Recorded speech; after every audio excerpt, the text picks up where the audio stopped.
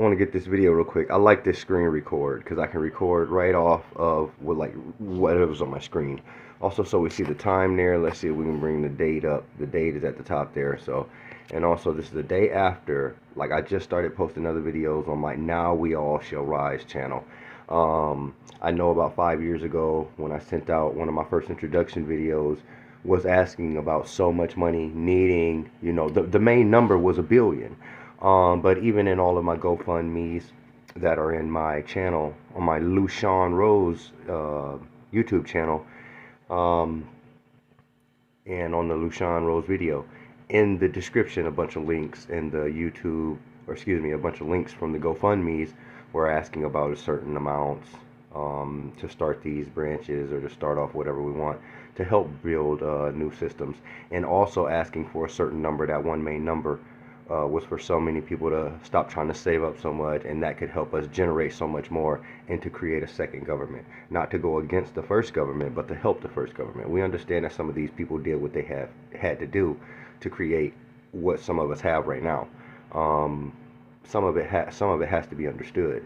Now, I'm sharing this story. This was 2 weeks ago that it did this on this this video here, 2 weeks ago, and if you go back, I can't start it over right now, I'm still watching it. This is where it is on this video. Very interesting things. My first time hearing a bunch of these. Sorry about that background. And just recently I shared some stuff with my kids about the loaning thing. I didn't know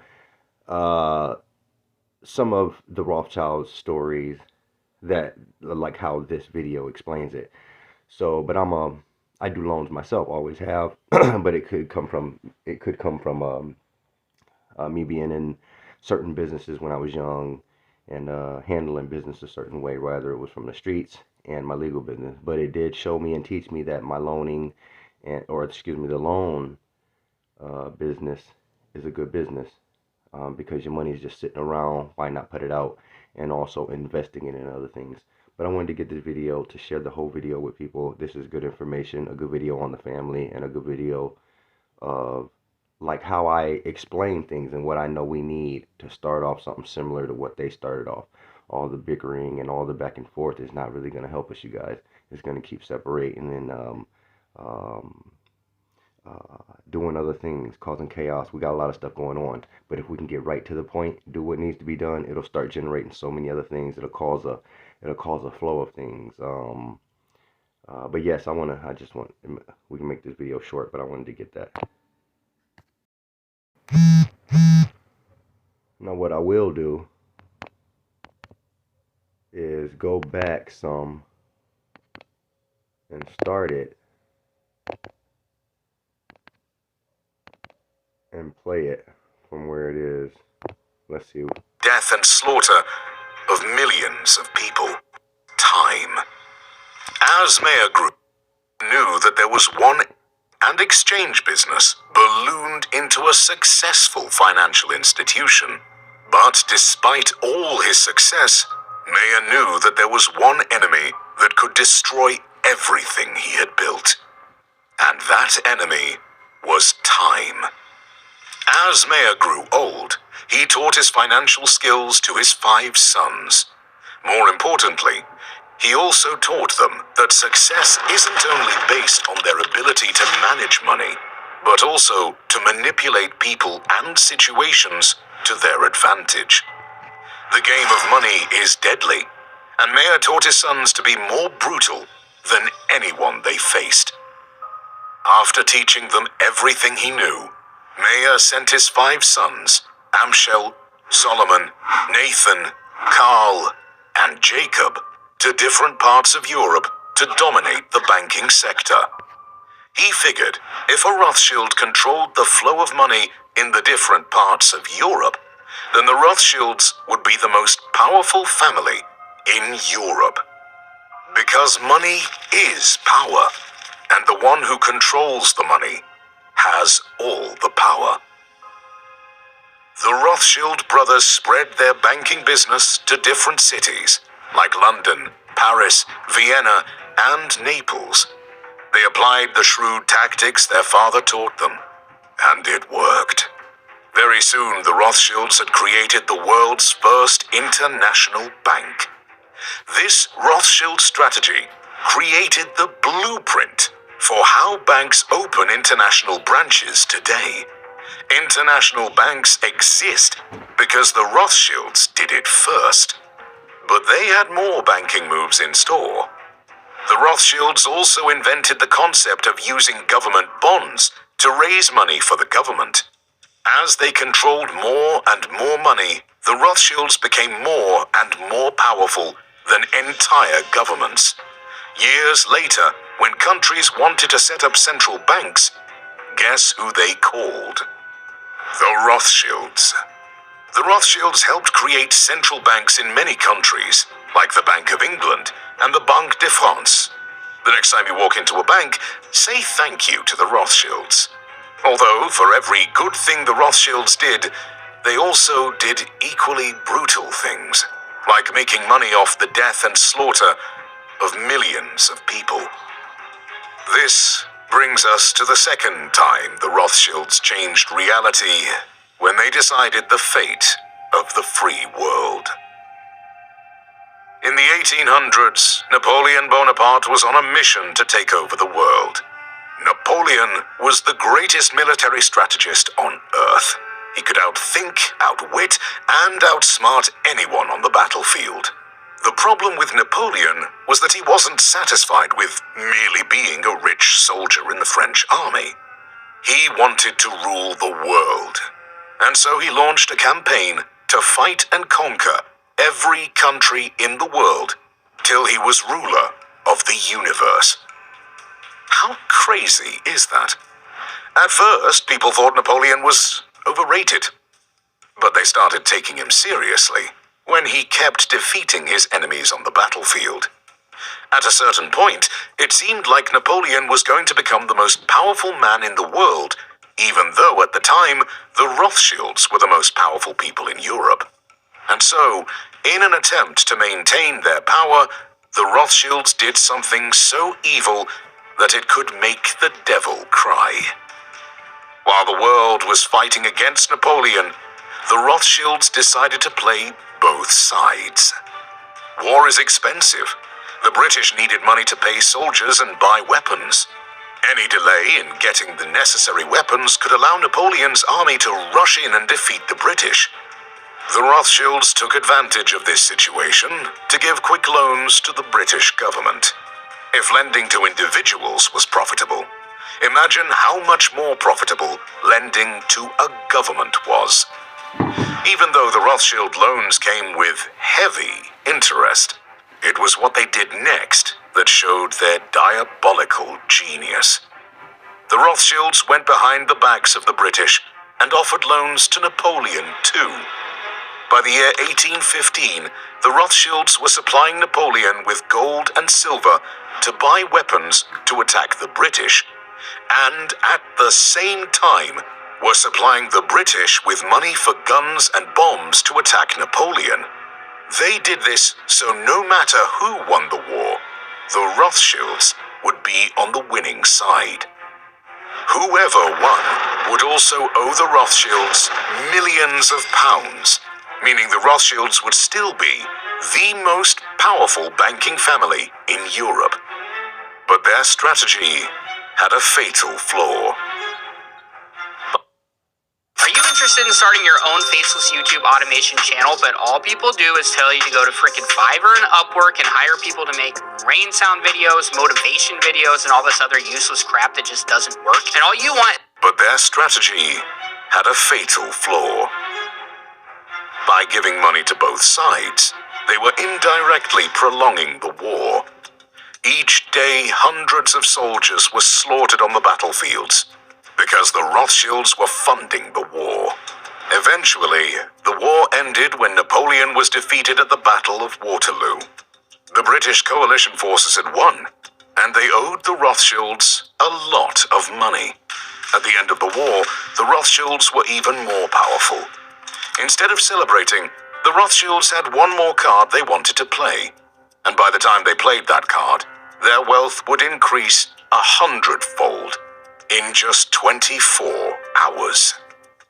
This is the third time the Rothschilds played the world.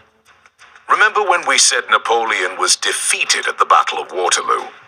While everyone saw it as a final battle for control of the world, the Rothschilds saw it as an opportunity to increase their wealth, and they did it in the most terrible way. To understand what they did, you need to understand how the stock exchange and bonds work, but we'll explain it as simple as possible.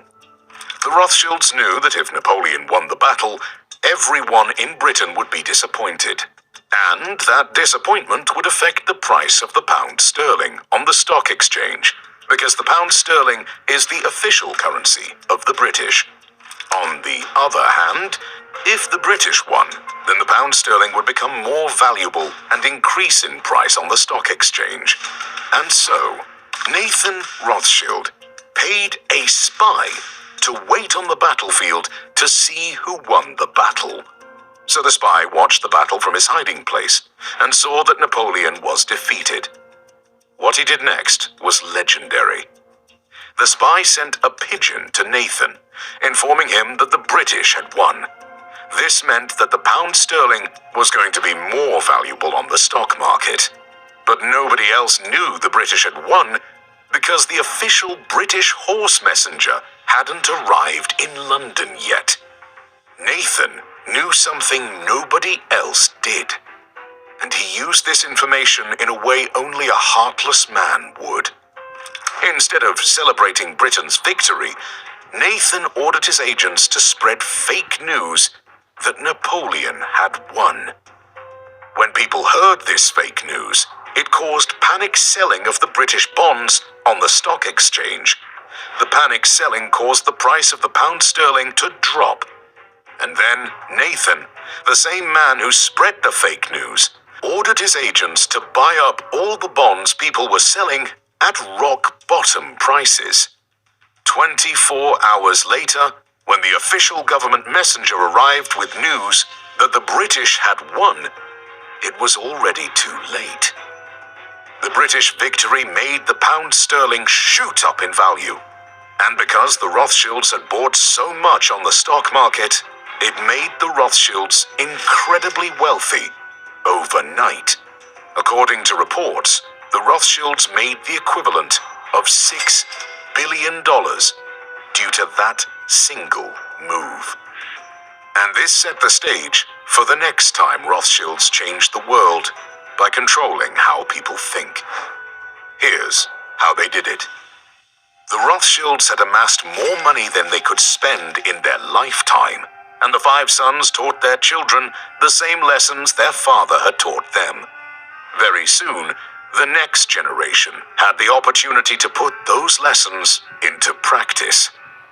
As the years went by and technology advanced, devices like the radio and television were invented. Information was no longer spread using horseback riders. All you had to do was switch on the radio or TV, and you could see and hear news from all over the world. This was a new era, and the Rothschilds saw it as a threat. They had lived their lives by the principle that money is power, but this new generation of Rothschilds realized that information is a new form of power. If you can control the information people hear, you can control what they do. According to sources, the Rothschilds secretly invested in media companies, television networks, Hollywood production studios, and newspapers. The data on exactly how many media companies the Rothschilds own is difficult to find. However, with an abundance of money, they could pay whatever price to gain control of the world's media. The Rothschilds controlled the flow of money for decades and then captured the flow of information as well.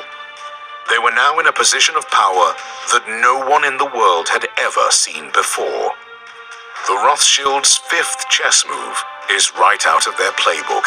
Apart from media, the Rothschilds made investments in other industries.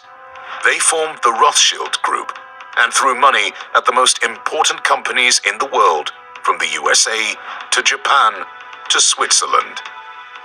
Their stakes in these companies gave them more power to steer the world's affairs. If they wanted to, they could influence the price of items and control the demand and supply of products and services. No one exactly knows how much the Rothschilds actually have because they've become extremely private. Although estimates say the Rothschilds own assets worth $1 trillion or more. Whatever the exact amount, the Rothschilds are definitely sitting on the largest pile of wealth in history. The Rothschilds are the ultimate rags to riches story.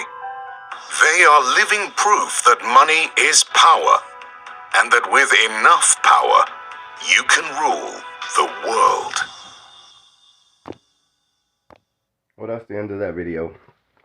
Interesting that it comes up on my feed today. Like I say, when I start making videos to put out, to try and do what I've been trying to do.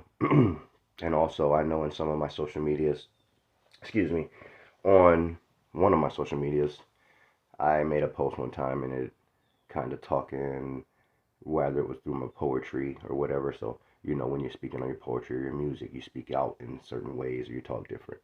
So I mentioned something about saying I'm not interested in your money, I'm interested in your power. Now, of course, we know that the money create that, but it's a bigger saying. I'm going after the bigger picture. So, and also the point of all this, I don't want to argue, I don't want to go back and forth, just as the children of the world, the children of the universe, the people that should pull together for this second government or second group that wants to fight for the people or do for the people. We don't want to argue. We don't want to. There's a lot of stuff that we don't need to debate.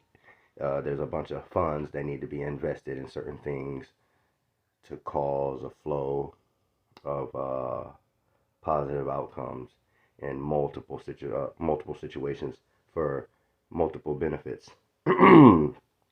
for our universe, for our people, our young life, our futures. So, so I apologize. I'm trying to be quick here. I'm moving around. I got to get out this morning.